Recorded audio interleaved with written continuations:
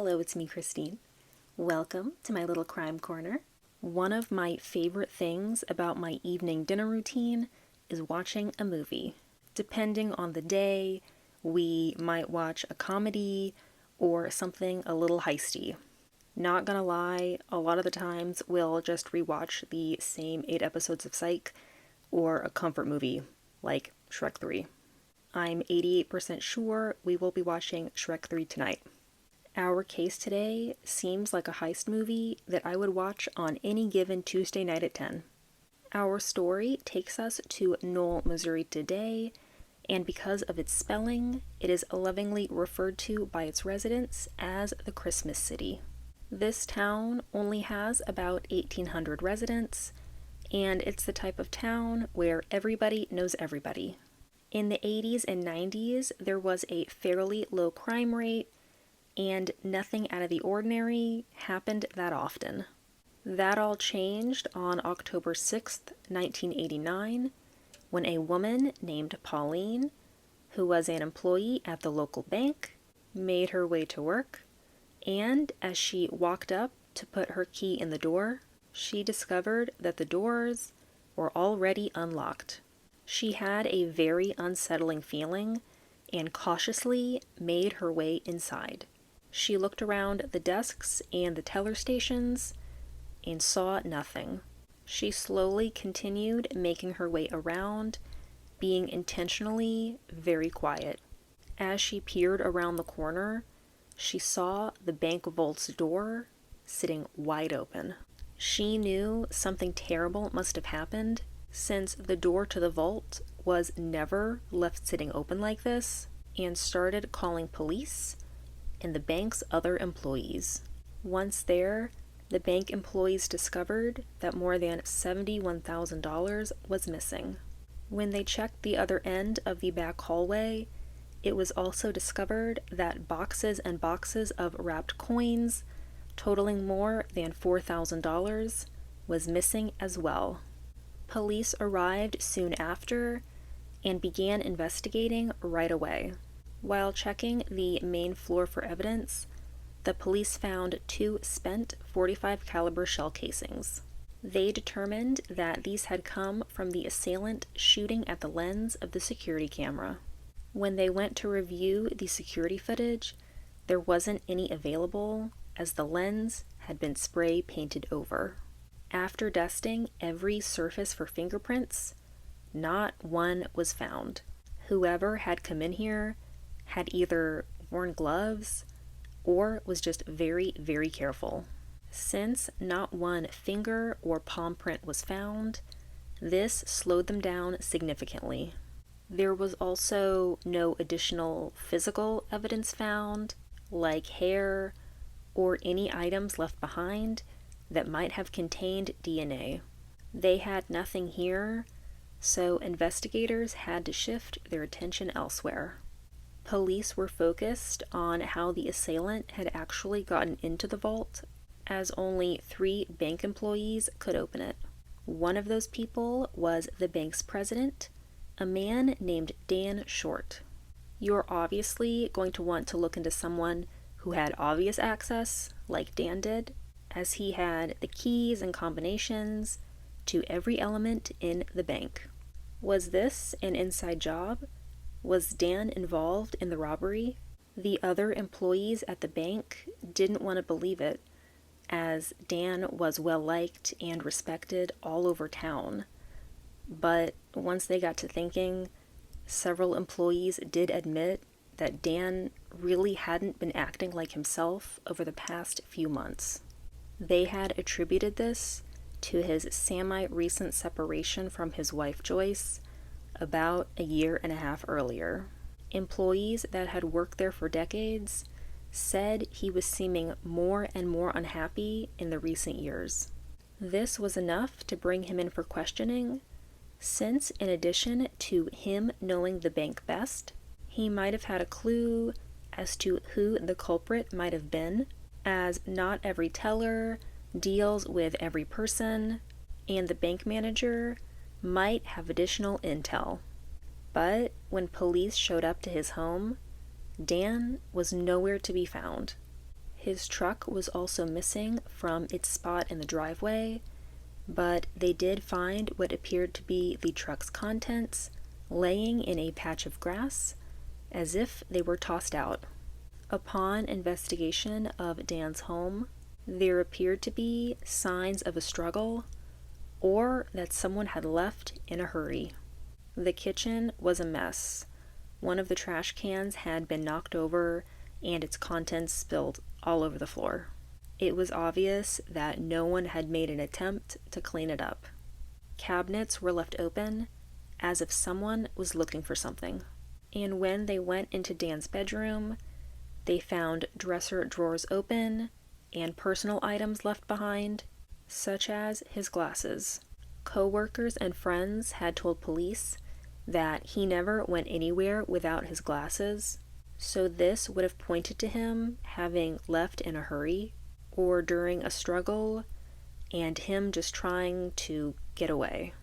After having not found Dan at his home, investigators then returned to the bank, where they discovered that there was another compartment in the vault that held an additional $100,000. It had remained untouched. This would point to Dan possibly going out of his way to keep this money secret, or the culprit having no idea that it was there.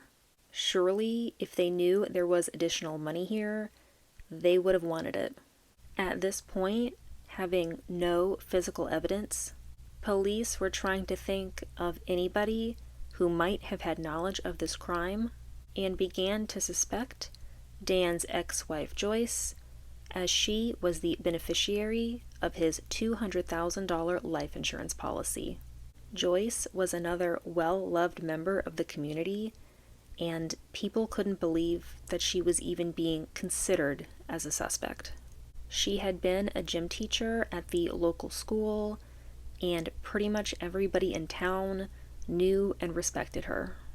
After briefly looking into her and her recent whereabouts, there was nothing connecting her to Dan's disappearance, and she was quickly eliminated as a suspect. Although they were no longer together, Joyce and Dan had immense respect for each other, with Joyce saying he had never done drugs and he didn't gamble.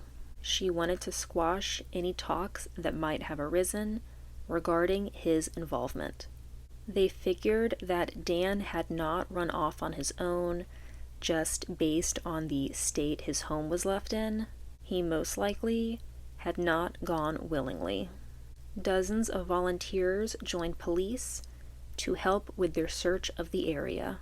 They checked wooded areas, ravines, and fields, hoping something would turn up, and eventually, Dan's truck was found just a few miles outside of town, but Dan was still nowhere to be found. Inside the truck, there were several rolls of coins found, and coins that had come loose, as well as coin rolling papers. It was clear that these had come from the bank. Having turned up no signs of Dan, investigators were worried that he might not be found. In addition to finding no physical evidence at the bank, there was no evidence in his home or in his truck of who might have taken him or where he might be. Whoever was responsible for his disappearance was either very careful or very lucky. At this time, they had no reason to believe that this was the result of an inside job. They felt something horrible had happened. Being that this was such a small town, people really had an unsettling feeling that something had happened to one of their own. The bank robbery was the talk of the town, and many people thought that this might have been the work of an outsider. Surely, this couldn't have been done by one of the town's residents, could it? Working daily, the police had nothing more to go on, and they were relying on possible witness statements or any tips that might have been called in. 5 days after Dan's disappearance, they got a call from a fisherman who said he saw what appeared to be a body floating in the water about 20 miles off the coast. When police arrived, they retrieved the body and determined it to be Dan Short. They had found that he had been duct taped to a chair, which was weighed down by a cinder block and chains.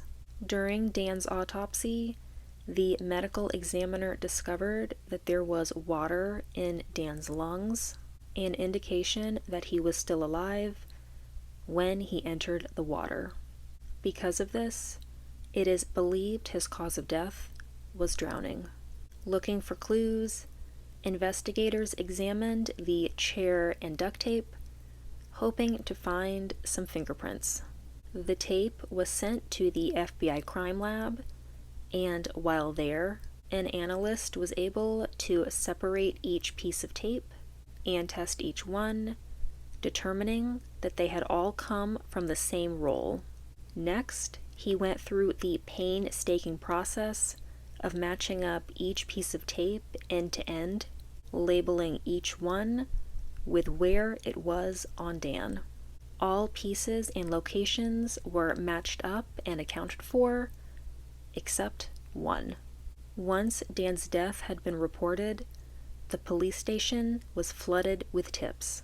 In one of the eyewitness tips, the caller claimed to have seen a brown van parked on the bridge over the body of water where Dan had been recovered very late at night into the early morning hours on the day of the bank robbery. Another tip was called in about an overheard conversation between brothers Joe and Shannon Agofsky, where the caller described Shannon talking about how he was the richest teenager in town. However, this could have been misheard or misconstrued, since the brothers had a trust fund. In 1980, Joe and Shannon's father, Joe Sr., had been killed in a plane crash when he was returning from a business trip from Mexico. Because of the nature of his death, the family received a settlement of $75,000, and since Joe was 14 and Shannon was 9 at the time, the money had been put into a trust. Joe was able to access his share, but Shannon had to wait to get his payout until his 21st birthday. Still, police thought it was worth it to at least look into them.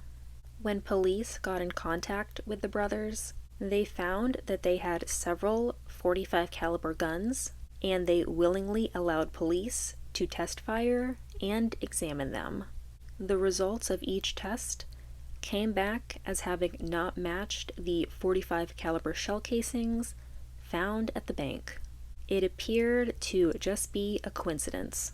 At their home, police also found that their mother had a brown van, similar to the one that the witness recalled seeing on the bridge.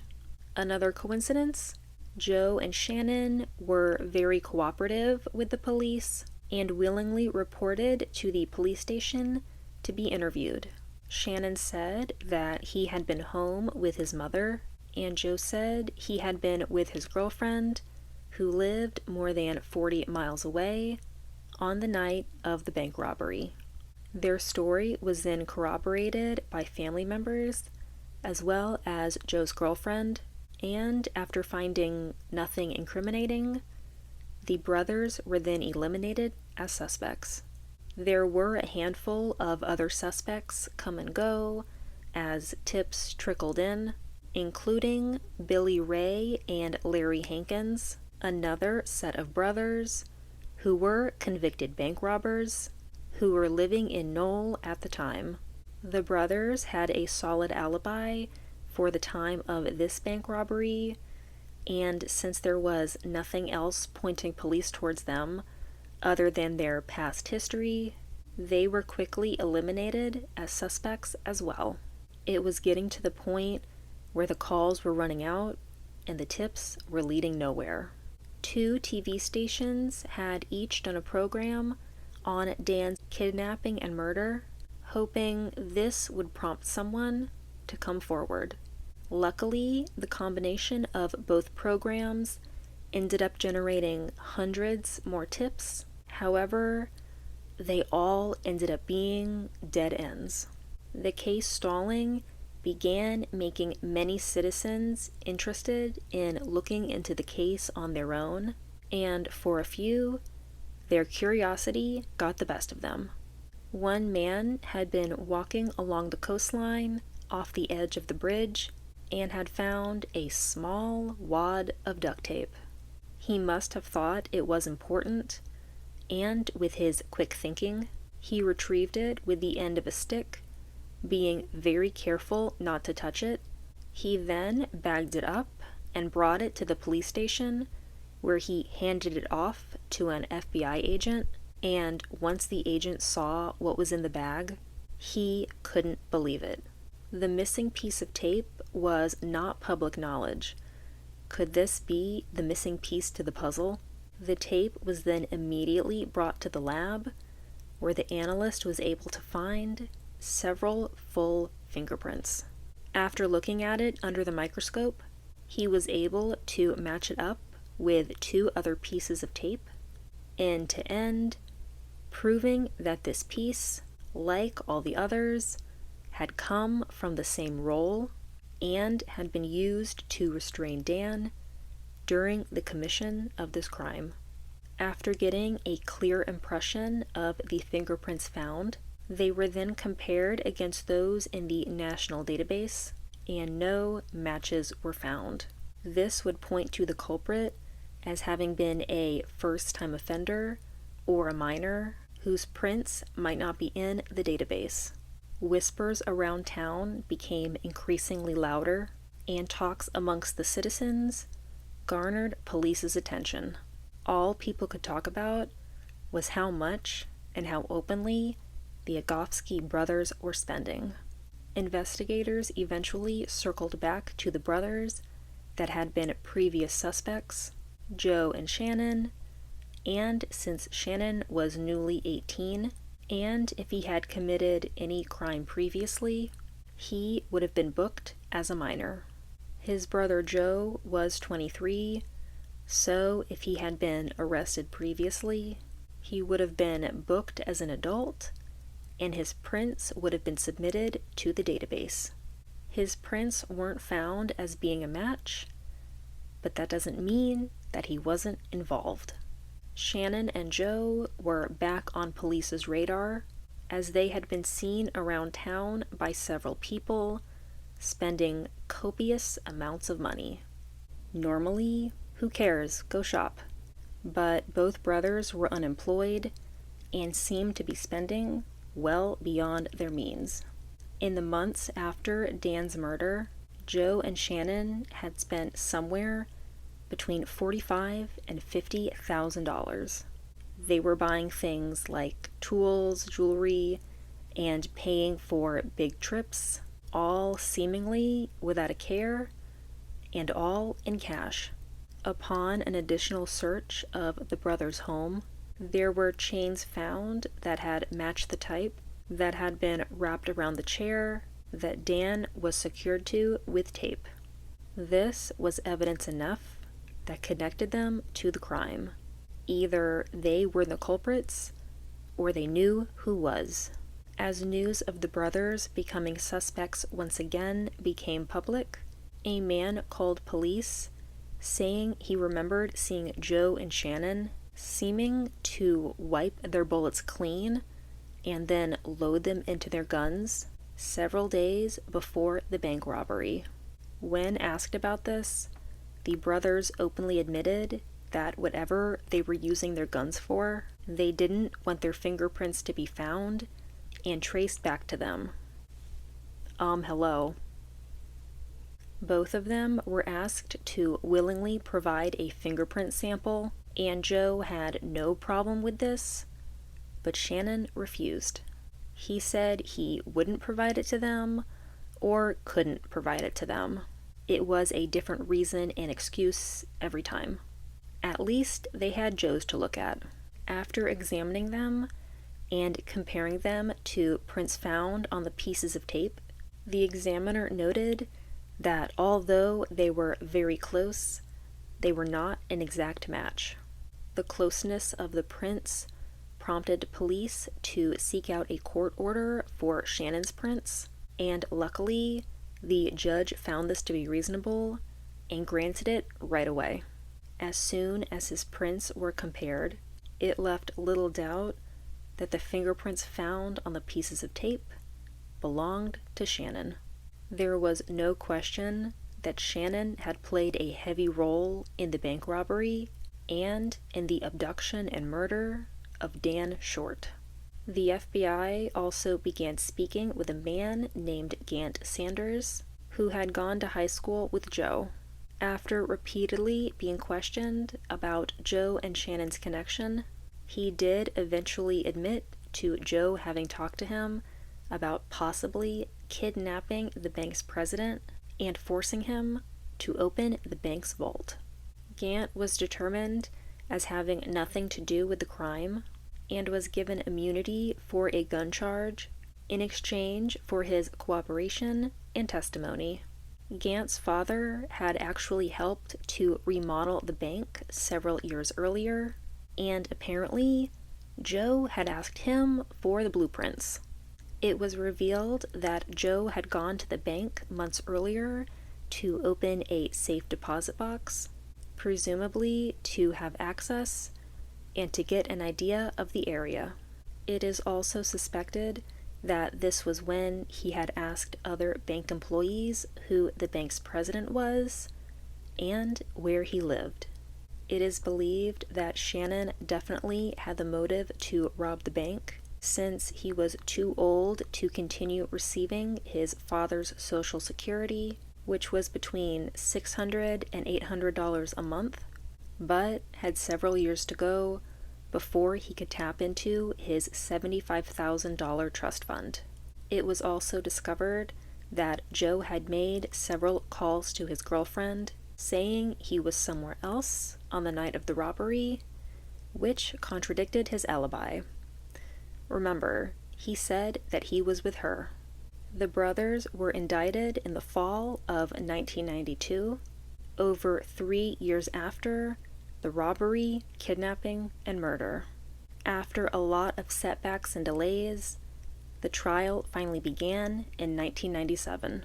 During the trial, the prosecution had described how Joe and Shannon had waited outside Dan's home for hours, waiting for the moment that he was alone. Dan had had people over to his house for dinner that night, and the brothers waited and watched as each person left the home. As soon as Dan was alone, they struck. They abducted him and forced him to the bank at gunpoint, where they made him open the vault.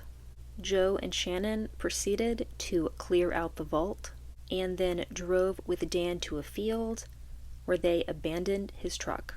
They then incapacitated Dan and had duct taped him to a chair that they brought and secured a cinder block to it. It was during this time that Shannon accidentally left his fingerprints on a tear of tape. They then drove to the bridge and parked. They carried Dan out on the weighted down chair and threw him over the edge.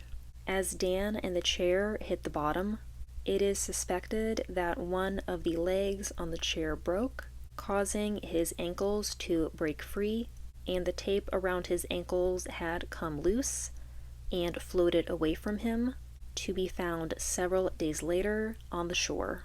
A man named John Duvis, who was a jailhouse informant, had testified that Shannon had claimed to have taunted Dan as he lowered him over the bridge railing, saying his wife was the one who wanted him dead. This was obviously a lie and just a testament to how mean-spirited and evil Shannon was. The brothers' mother, Sheila, claimed that her sons couldn't have been the ones to kidnap and kill Dan, as her van had a bad battery and a flat tire. She thought that the whole case relied on their use of her van, and if it was out of commission, the police would have no grounds. However, the prosecution had presented evidence that Sheila had put a for sale ad in the newspaper in which that she said the van runs good. In another effort to take the heat off her sons and tarnish Dan's reputation, Sheila publicly said that Dan's murder was drug-related and that he knew too much, drank too much, and talked too much.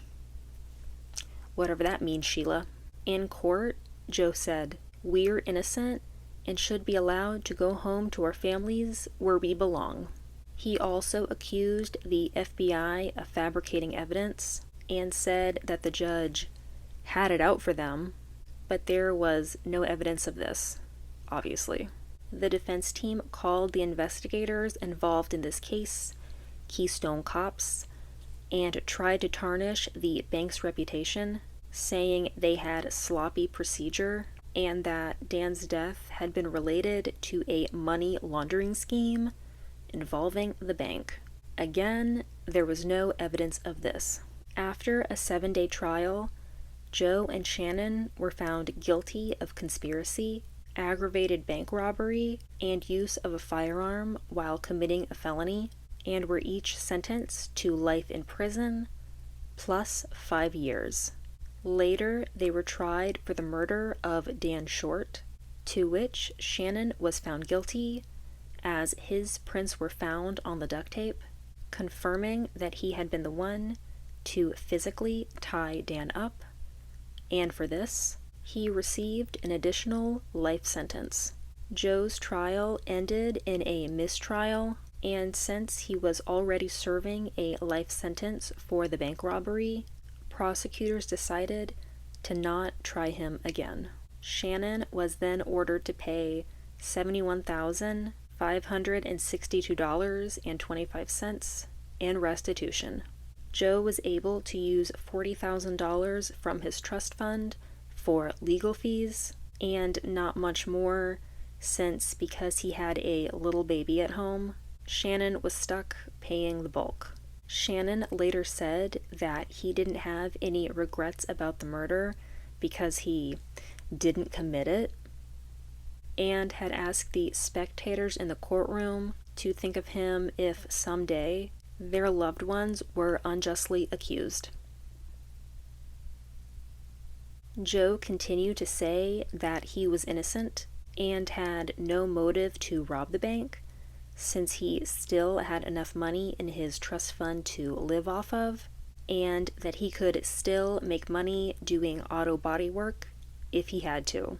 Later in 2001, while incarcerated at the U.S. Penitentiary in Beaumont, Texas, Shannon had fought another inmate in an exercise cage where he stomped on his head and neck, eventually killing him.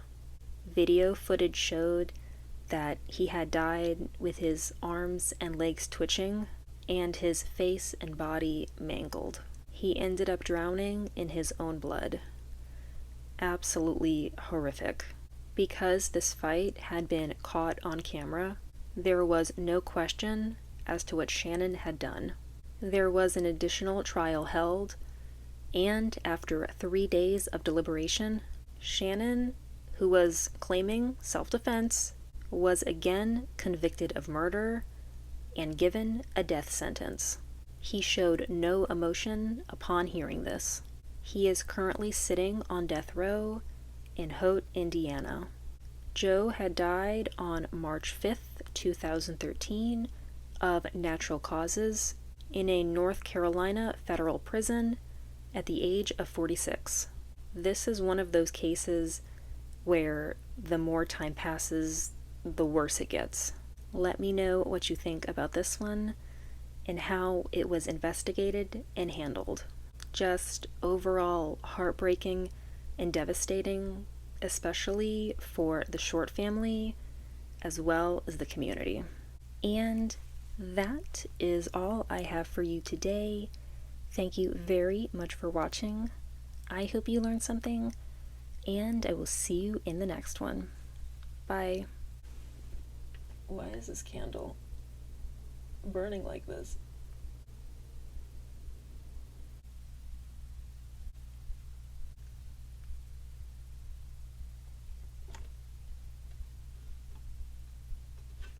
It's okay, I'm a candle expert. I worked at Pier 1.